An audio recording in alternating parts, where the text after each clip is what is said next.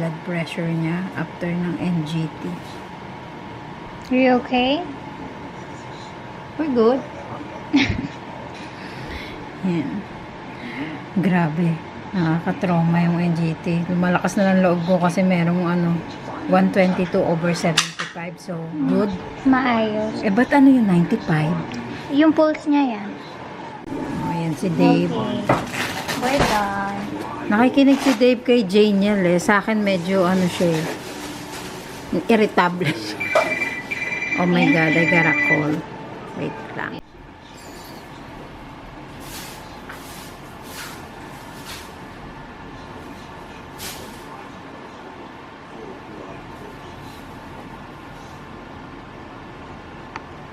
Are you ready now?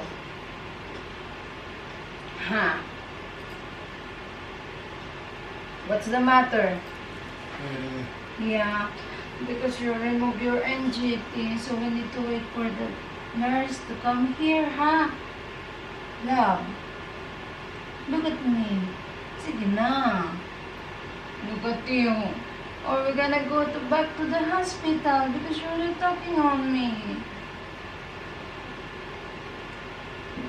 Look at me. Sige na. Love. Love. You need that NGT for you to eat. You need some energy, okay? You need to be ready. We're gonna put it back. Okay? Love. Okay? So, you need to cooperate, huh? Love? Alright. Alright.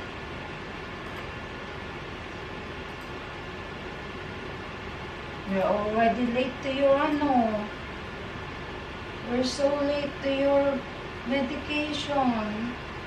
I'm still waiting for the nurse to come here to put back the NGT. But you need to cooperate, okay?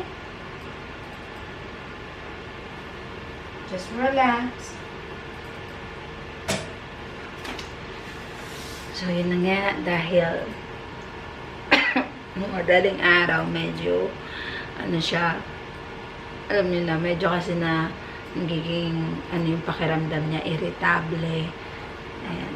Kaya yung NGT na yun, hinugot niya. So, sobrang talaga. Although, hindi lang yun yung first time niya na ginawa.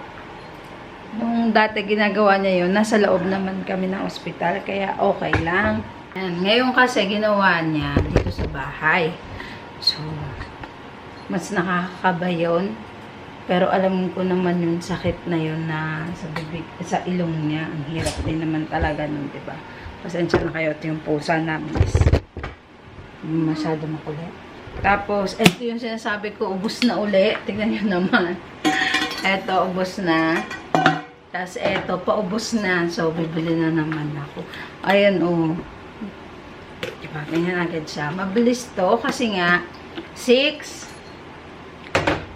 times yung feeding nga. Tapos, 8 scoop every 220 ml. So, 6 na ganun. Diba? And, yan, yung yung nurse on call. Nurse on call lang kinuha ko. Yung marunong magkabit ng NGT. So, ang bayad dun is nasa 3,000 daw. So, yun yung mga expenses na hindi mo na-expect.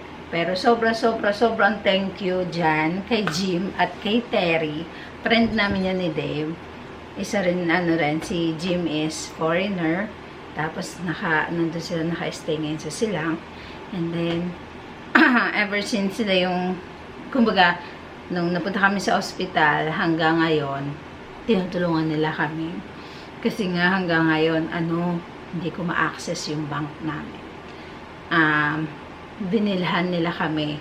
Kumbaga, binigyan niya ako ng pera, tapos binili ko agad ng, ng suction machine dun sa phlegm. Kasi nga, may plema si Dave. Sa sobrang, siguro, alam niyo na, sigarilyo nun. So, ayan, sobrang thank you. At iniintay ko lang yung nurse para maikabit na yung maikabit yung NGT niya. Pero tingnan nyo naman kung gano'n na itsura ng NGT sa loob. Kadiri man, pero para may idea kayo. Yung nakita ko rin yung pagbunot niya. Diyos ko, kailangan na nga talagang kailangan ng palitan. Oh, hindi ko alam bakit nangitim to. Ito yung nasa tiyan niya eh. Ito yung nasa tiyan niya. Tapos ito yung nandito sa part ng ilong niya, 'di ba? So, ayan oh. Feeling ko, matitetan. Ba't kaya black?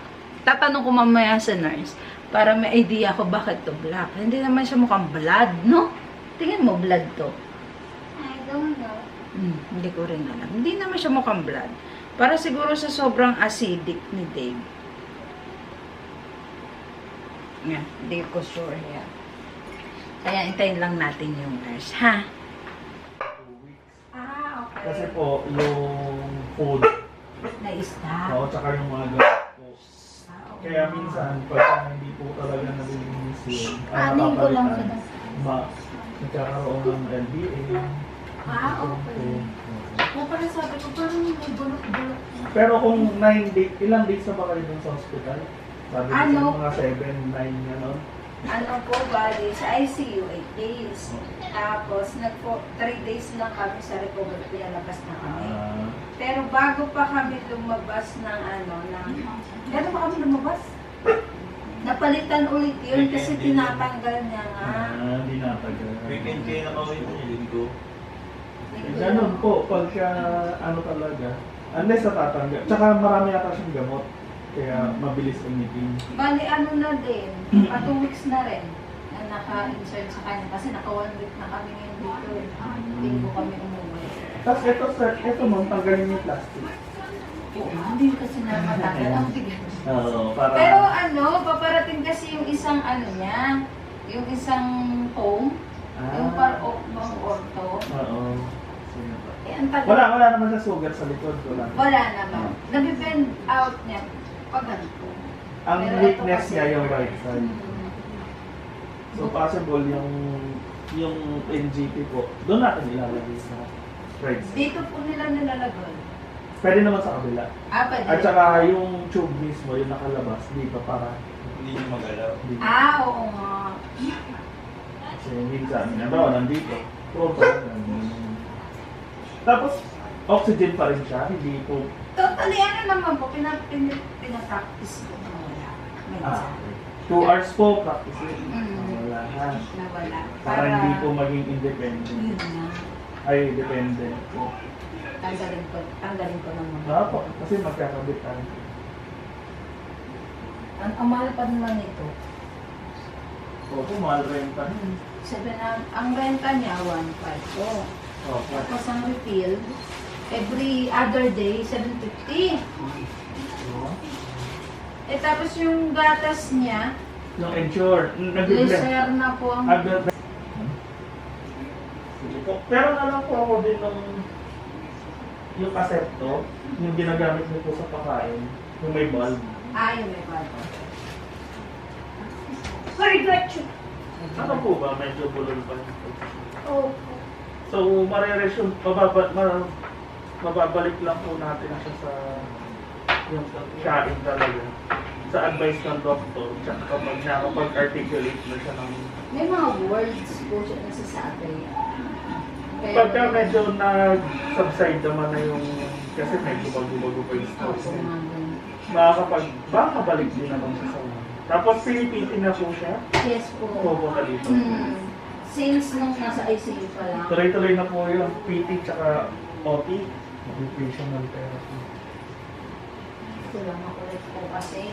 Minsan, suplado sa Kasi medyo talaga hindi talaga convenient yung may sa ilong. Okay po ba na tayo niya o ayusin pa rin? Okay naman na yan, ma'am. Pero if ever, flat muna natin tapos iusog natin. Jeff, hindi ka rito. Help.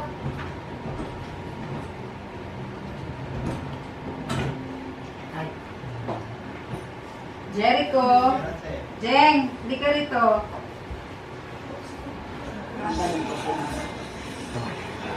Jeng. Ano ba yung opo nyo? Ang tagal-tagal nyo naman kumilos. Ay, hindi ka nagkakaroon ng puso na ito. Sarap ito. Bilis. Paano Ano yan, aangat. Angat lang natin siya. Ano rin? Kaya bilis. Hayaan mo na si Dan. Nandito na naman. Kailangan naman sila. Ano rin? Okay, papa mo na. Tulak lang natin ha. One, 1, 2. Ay, lock muna. Sorry. Hindi ko Sorry. alam.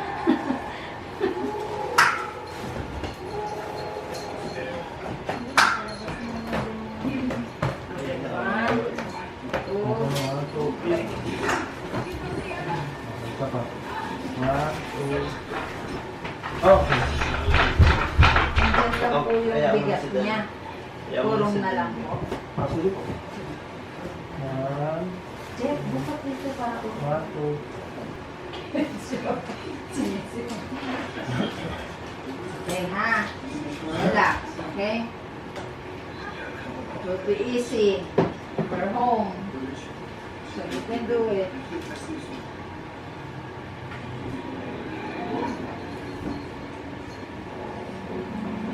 Just close your eyes. Pwede ba yun? Close your eyes na. Hindi.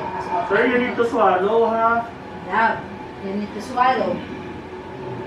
Swallow.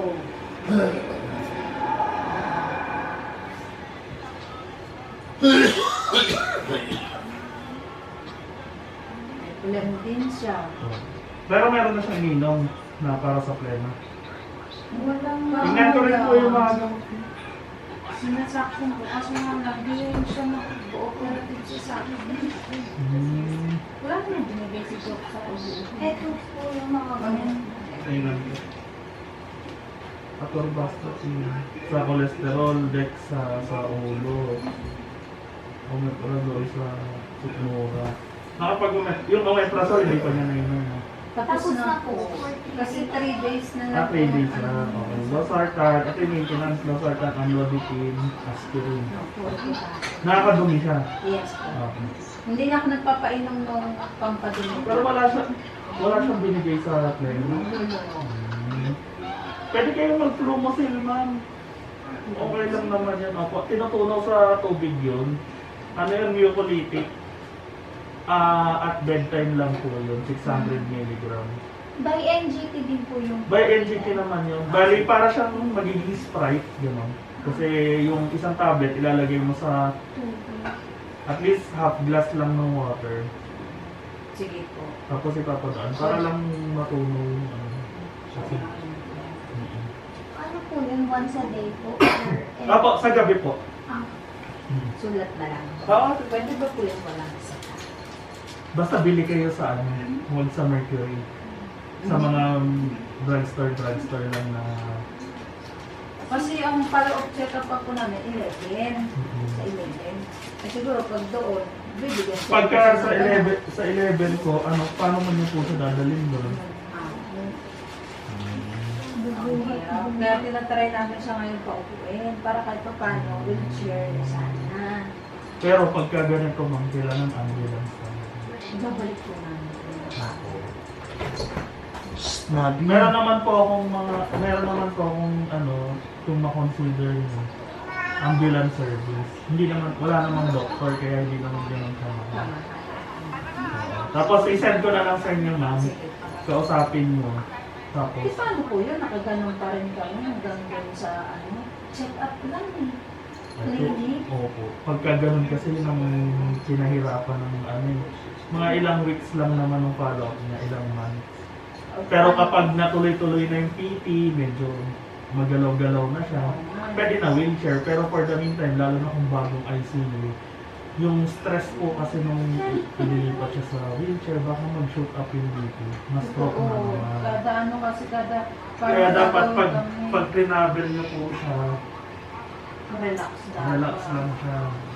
At saka yun nga po, yung iba, pag natanggal yung NGT, kasi hindi alam yung mga on-call na ganito, dinadala ng hospital, mas lalong tumataas yung NGT. Kasi bubuhatin, lalabas ng, sobrang hassle po nung paglabas para ng bahay ng Lalo na dito sa amin.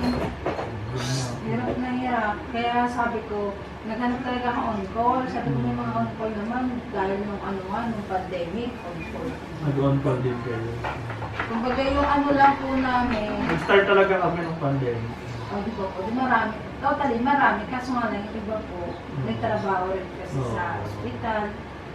Kaya nahihirapan. Sige po, ikabit mo natin. May magkakabit po sana, Opo. nagtatrabaho din sa UNC. Kaso mamaya pa kasi nakaano siya, sabi ko hanap na lang po niya Opo. on-call. Sa yaman kung may dito meron dyan sa center ko, pwede naman. Ano sabi niya sa akin? Hindi sila po pamilya sa NCP din. Kasi ano ang basics lang kasi dyan. No? Siyempre, re-rescue yung people yun, di ba? Yung gusto ko. Oo, no.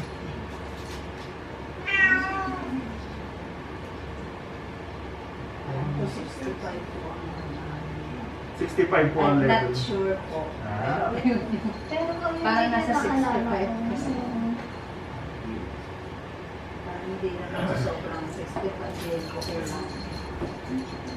Sige po. Sir, dito sa halo ha. Wow, we're cooperative. Just in here. swallow. Swallow, swallow, No, swallow, no, no. swallow, swallow, Doon o. swallow, swallow, You swallow, sir. swallow, swallow. Yeah, very good, very good. Okay lang ba eh? Okay, sir. Eh, swallow, swallow. She's not swallowing. Sir, you need to swallow. I'm sorry. You need to swallow. Hindi mo hindi ka nga dito. I'm sorry. Sige. Medyo ano kasi. Pwede niyong linisin lagi yung nose niya. Are you okay now? Masasabi ka lang. Yun, Doon, Jeng. situation. Akin na. Tissue, ano? Oh, wait. Left lips. Okay, sir. That's good. Puro ano kasi, pag namuwi yung secretion, ang hirap ipasok po mo. Tsaka yun nga, pag hindi siya, pag ina-open niya talaga yung bibig niya, ganun talaga mahirapan. Kaya, pwede natin isarado na lang to. Ha? I-ano na lang to. Okay. Sir, we'll try it again, ha? Jeng, tissue nga muna. Ano yung kasawa ka? You swallow, sir, ha? Alright? Swallow. Okay? Swallow. So it will be Jeng, When I will insert it, you will swallow it, ha? You don't cough it because it will go to your mouth. Then you will be having a difficult time. Swallow, ha? Swallow.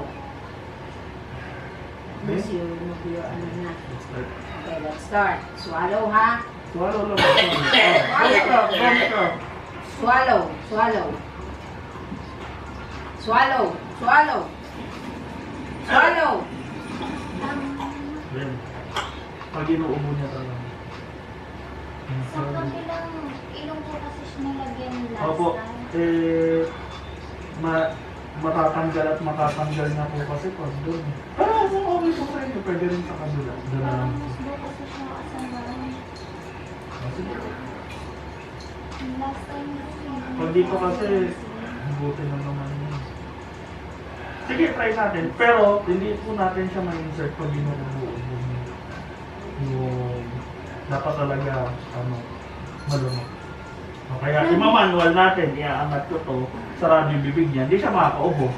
Saktong masushoot natin dun sa Pero makakaingat ka. Wala naman po.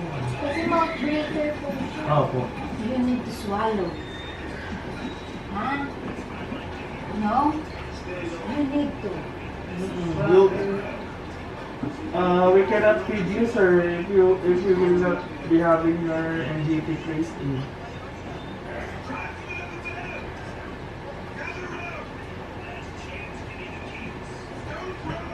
sige, sa kabila.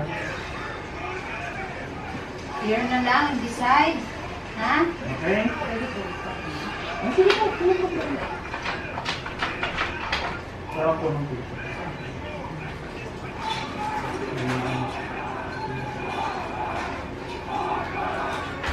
Yan po talaga pag mag-insert na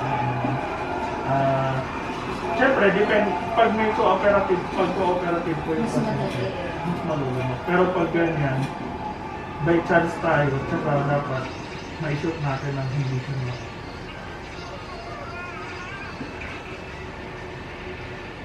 Ano pa po kaya?